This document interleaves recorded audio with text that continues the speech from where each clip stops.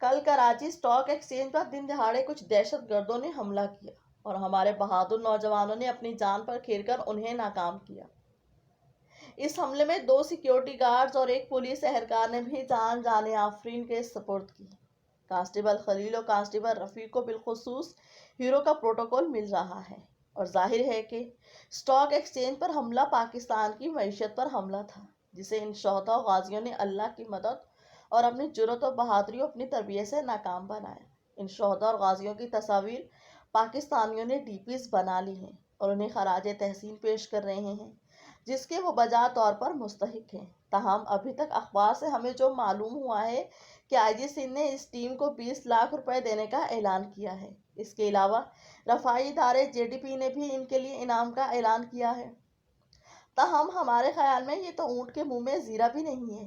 6-8 لوگوں میں 20 لاکھ اور ان میں سے بھی ایک شہید، جبکہ آئی جی صاحب نے پولیس کے جوانوں میں ہی یہ رقم تقسیم کرنی ہے۔ جو 2 سیکیورٹی گارڈز تھے وہ بھی یقیناً انسان تھے اور ان کے بھی لواحقین و متعلقین ہوں گے۔ ان کے گھر کے چولہے بھی ان کی نوکری سے چلتے ہوں گے۔ ابھی تک ایسی کوئی خبر نہیں آئی کہ ان لوگوں کے کسی ادارے نے کوئی امداد کی ہو۔ اگر ایسا ہوا ہے تو اس ادارے کو ہمارا سلام۔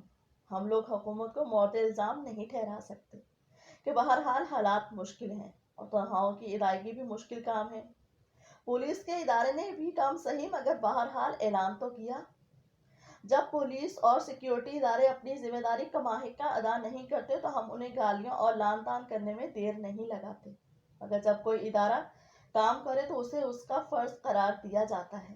یہ تو اس کی ذمہ داری تھی۔ ملک میں صرف ایک ادارہ یعنی پاک فوج ایسا ہے جو اپنے جوانوں کے پیچھے کھڑا ہوتا ہے۔ انہیں کوئی تکلیف ہو یا کوئی جوان شہید ہو تو اس کے خاندان کی کفالت کرتا ہے۔ یہ ادارہ یہی وجہ ہے کہ فوج کے جوان بے فکر ہو کر لڑتے ہیں۔ حکومت کے پاس اتنے وسائل نہیں کہ ہر ادارے کی مدد کرے، سو یہ کام اگر عوام خود کرے تو اس میں کوئی مذائقہ نہیں۔ کراچی سٹاک ایکسچینج میں 500 افراد موجود تھے۔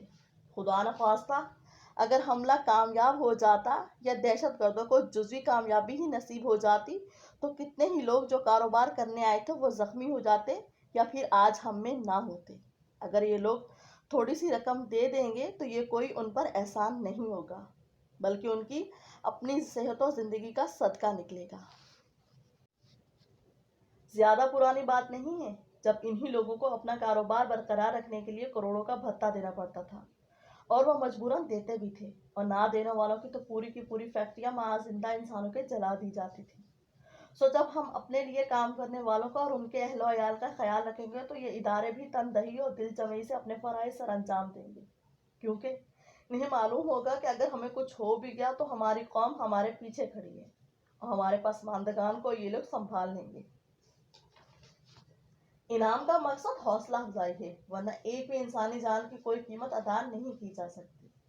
انسانی جان تو اتنی انمول ہے، اللہ تعالیٰ خود فرماتا ہے جس نے ایک انسان کو بچایا اس نے پوری انسانیت کو بچایا۔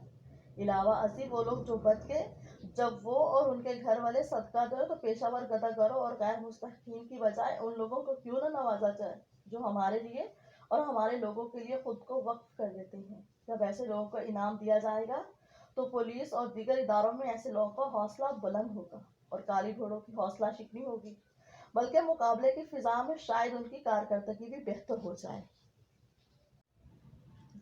سیکیورٹی گارڈز کا جہاں تک تعلق ہے، ہمیں معلوم ہے کہ اسلام آباد میں کمپنیاں سیکیورٹی گارڈ کی مد میں 35 سے 40 ہزار لیتی ہیں اور اس میں سے آدھی رقم اپنے پاس رکھتی ہیں اور آدھی چوکیدار کو ملتی ہے۔ کراچی میں بھی 19-20 کا ہی فرق ہوگا۔ کیا یہ اتنی رقم ہے کہ اس کے لیے کوئی اپنی جان قربان کرے؟ یقیناً نہیں ہے۔ اس سے تو بمشکل چند دن گزرتے ہیں۔ اب جان ہتھیلی پر رکھنے والوں کے لیے ہم امداد کا لفظ تو استعمال نہیں کر سکتے، سو انعام ہی بہترین متبادل ہے۔ احسان کا بدلہ احسان ہے اور یہ قول اللہ کا ہے۔ اگر انہیں انعام دیں گے تو بہت اچھی بات، اگر ایسا نہیں کریں گے اور یہی سوچیں گے کہ ان کو اس کام کا معاوضہ دیا جاتا ہے بس یہ ان کا فرض ہے تو یہ لوگ پہلے ہی گنتی کے لوگ ہیں، یہ بھی پھر صرف نظر کریں گے۔ اہم بات یہ ہے کہ اس سے کئی گنا زیادہ باضابطہ بھتہ اور دیگر مسائل و مشکلات میں خرچ ہو جائے گا۔ چند برس قبل ملالہ یوسفزئی پاکستان آئی تھی تو ہماری فیس بک ایسی پوسٹ سے بھری ہوئی تھی کہ ملالہ ہماری ہیروئن نہیں بلکہ ہمارے ہیرو आर्मी पब्लिक स्कूल की प्रिंसिपल नसरुल्ला शुजा, एतजाज एहसन और सुमैया नामी लड़की है। हमारा अपने हीरोज के मामले में रिकॉर्ड बहुत ख़राब है। कायद आज़म से लेकर अब्दुल कदीर खान तक हमने अपने मोहसिनीन के साथ जो सलूक किया है वो अज़म मिन शम्स है। दर्जबाला शख्सियात अगर हमारी हीरो हैं तो क्या हम जानते हैं कि इनके ख़ानदान किस हाल में है? हमें तो इनका यौम वफ़ात याद है ना इलाका। हाँ, कभी कभी दलील में वजन पैदा करने के लिए इनका नाम ज़रूर इस्तेमाल कर लेते हैं हम लोग, या फिर अपने हीरोज़ को मरने के बाद ज़बानी याद कर लेते हैं। यहाँ हुकूमत से भी गुजारिश है कि हकीकी हीरोज़ को ना भूलें।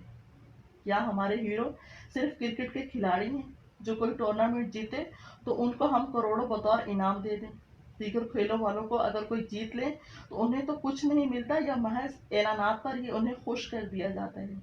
हमें इससे मुतल्लिक अपना रवैया बदलना चाहिए और अमल से साबित करना चाहिए कि जिसे हमने हीरो कहा है वो वाकयातन हमारा हीरो है, वरना फिर बस हीरो अंग्रेजी से मुस्तआर एक लफ्ज़ ही रुक जाएगा जिसमें रूह नहीं होगी।